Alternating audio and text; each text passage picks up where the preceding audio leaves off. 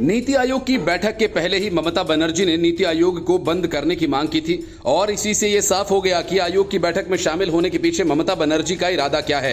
ममता बनर्जी बैठक में शामिल हुई और कुछ देर बाद भुनभुनाती हुई बैठक का बॉयकॉट करके निकल गईं। बैठक से बाहर आने के बाद ममता बनर्जी ने अपनी असली सियासत शुरू की, जिसके लिए वो बंगाल से दिल्ली आई थीं।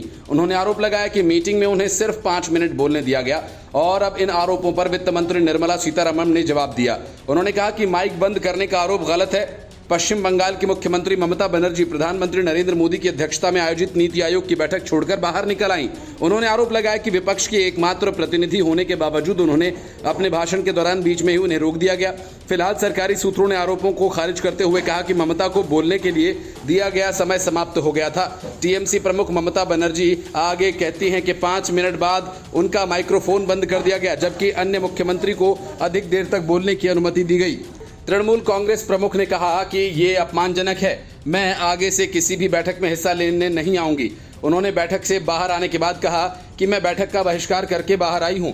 आंध्र प्रदेश के मुख्यमंत्री चंद्रबाबू नायडू को बोलने के लिए 20 मिनट दिए गए। इसके अलावा असम, गोवा, छत्तीसगढ़ के मुख्यमंत्रियों ने 10 से 12 मिनट तक अपनी बातें रखी। मुझे 5 मिनट बाद ही बोलने से रोक दिया गया, ये अनुचित है।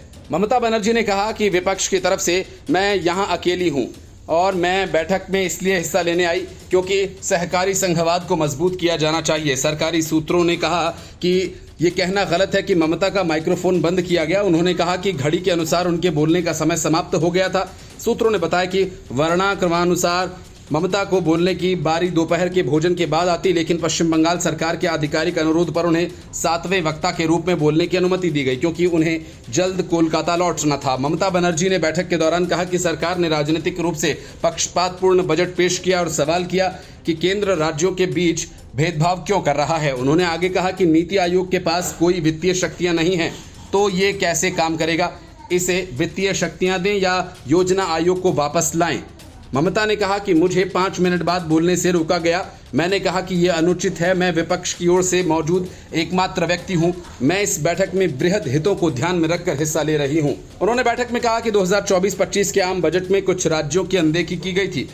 ममता बनर्जी ने बैठक में यह भी कहा कि महात्मा गांधी राष्ट्रीय ग्रामीण रोजगार गारंटी योजना यानी मनरेगा और प्रधानमंत्री आवास योजना के तहत पश्चिम बंगाल को केंद्रीय निधि का भुगतान नहीं हुआ। उन्होंने कहा और बोलना चाहती थी। 5 मिनट बाद उनका माइक्रोफोन बंद कर दिया गया।